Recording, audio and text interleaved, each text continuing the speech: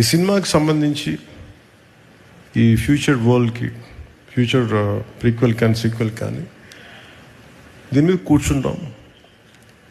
మీ Sujith and Thaman ముందు మేము ముగ్గురం కూర్చొని, ఎందుకంటే ఇది purely Thaman's creation, sorry Sujeeth creation. అది తమన్ దాన్ని మ్యూజికల్గా తీసుకొచ్చాడు.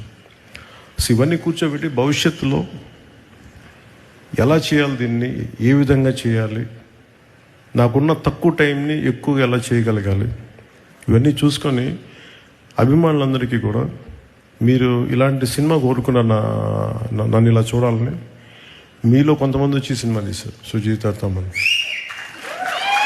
సో మీ అందరి కోసం I will be part of this OG universe.